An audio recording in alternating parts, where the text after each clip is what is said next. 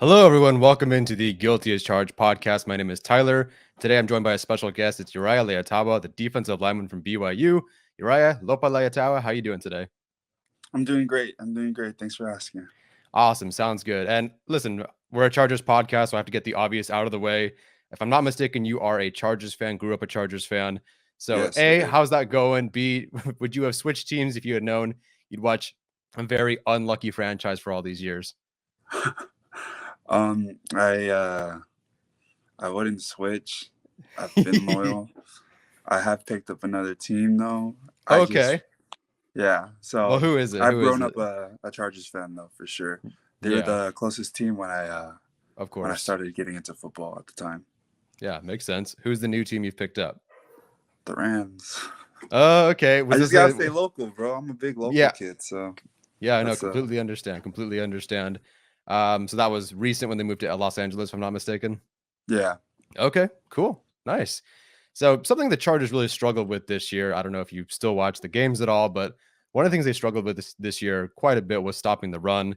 And we've talked with Chargers nose tackle Braden Fajoko, or if you watch or follow Sean Merriman on Twitter, they talk Yeah. about how stopping the run is really a mindset more than anything. So what does that belief mean to you for someone who plays in the trenches, obviously? And how do you unlock that mindset?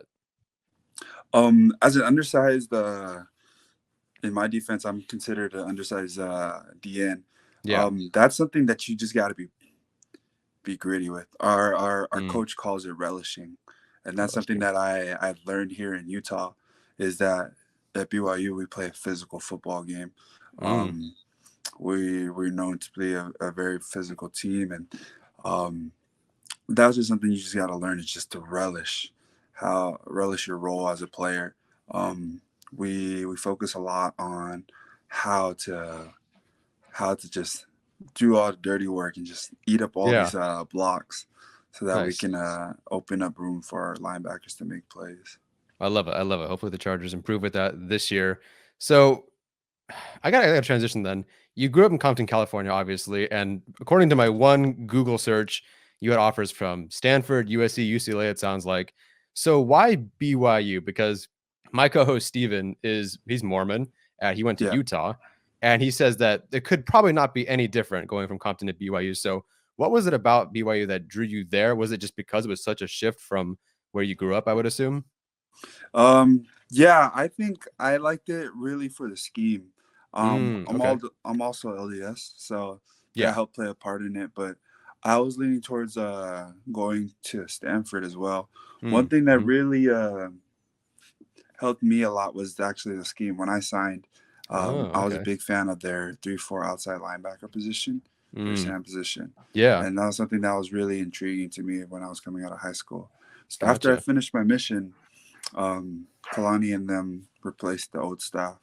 But Uh, as I spoke with Kalani, he was able to convince me, and I just fell in love with the culture that he was setting at yeah. BYU. It was just different.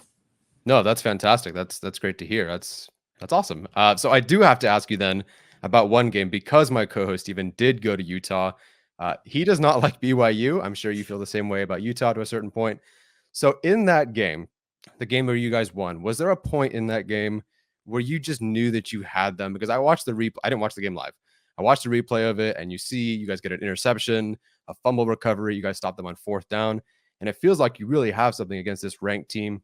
Yeah, And the BYU crowd, just from the audio, sounds like it was going nuts and totally on fire. So yeah. talk about that experience. And was there a point where you knew that you guys had them and you were going to beat them for the first time since 2009? Um, Shoot, no, there wasn't a point until like the last like 10 seconds. I don't think Wow. so. Okay. But yeah, it's crazy. So like 2-3 years ago, we actually were in the same situation where we are up Yeah. 21 Oh, against wow. No Utah at kidding. home, and we blew Oh, that lead, no. and they beat us, and like the streak continued the next year, and then we Yeah. played them this year, and it was like the biggest monkey off of our back. Everyone knew it. I remember speaking with our running back Tyler. He's like my roommate, and we were like, man, we were so tight until the end of the game. So that Yeah. game was Wow. crazy though. I actually work out with a couple of their players Oh, here in yeah. Utah for the our pro day.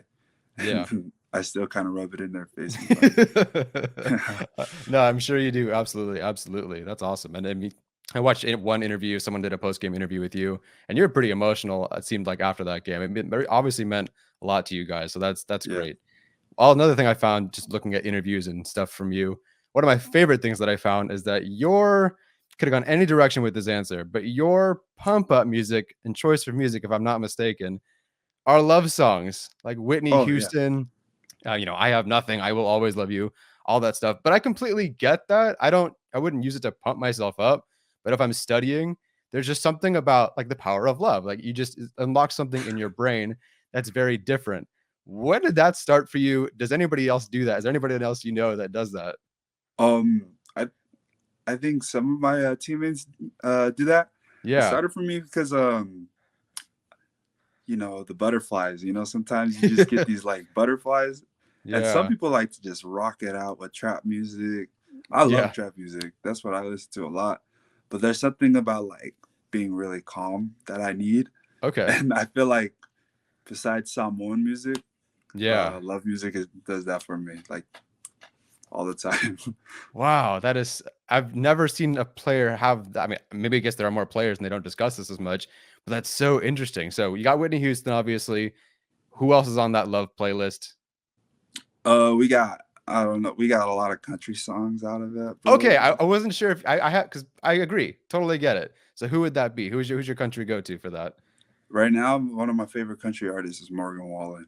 I never Okay, listened to country before I came out here, but Utah yeah, changed me. Morgan Wallen's a good one. I like Luke Combs.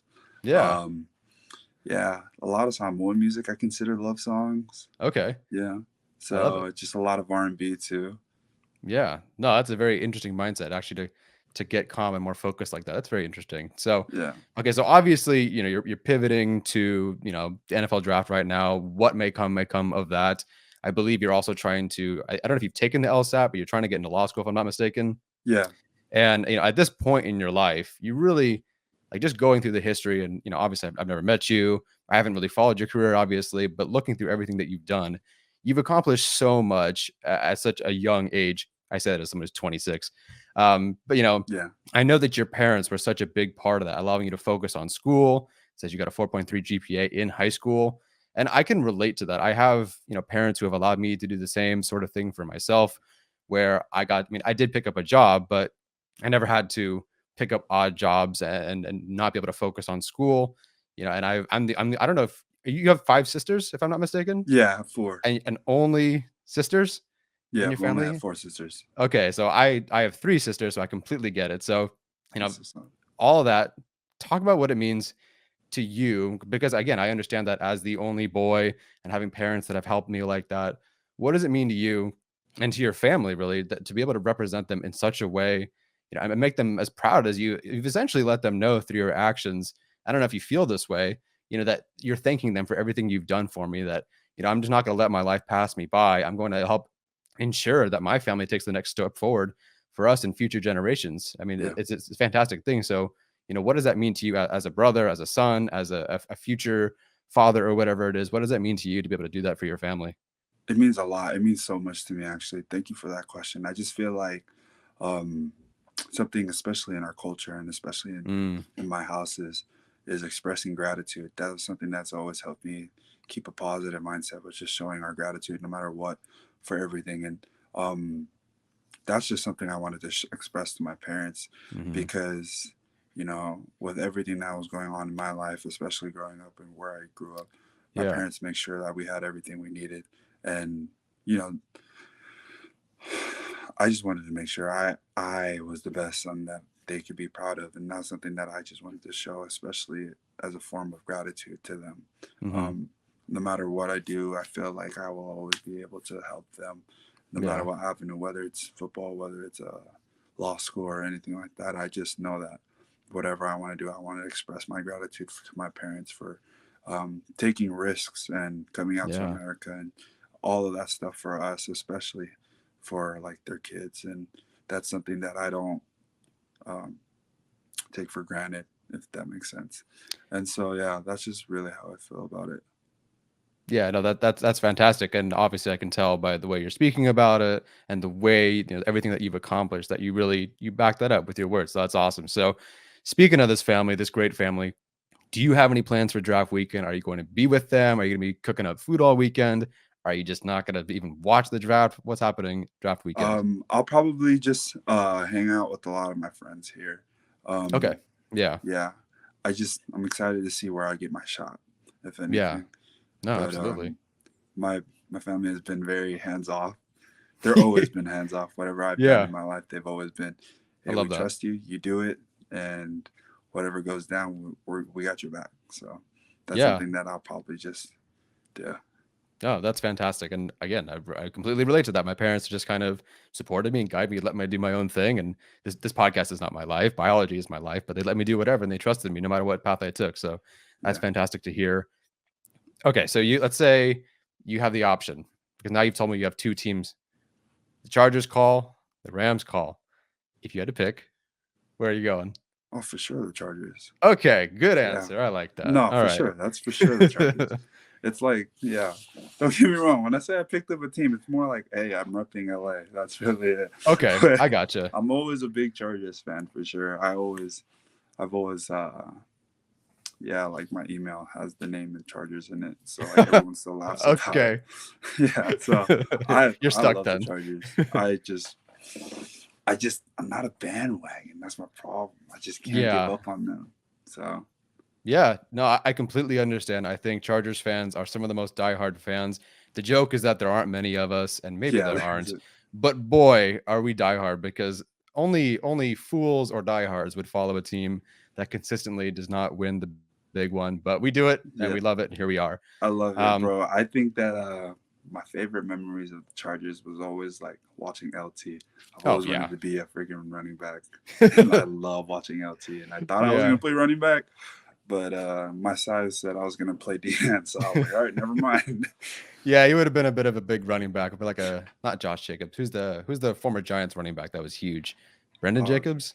no, I'm more like Derrick Henry size. Like that's a big. Hey, that works, man. You know, if you can do that, I'm all for it. All right, Uriah Leiataua, thank you so much for joining me, man. I really appreciate Appreciate hearing it. Thank you about so much, Dad. everything. Yeah, absolutely. You've had tremendous success.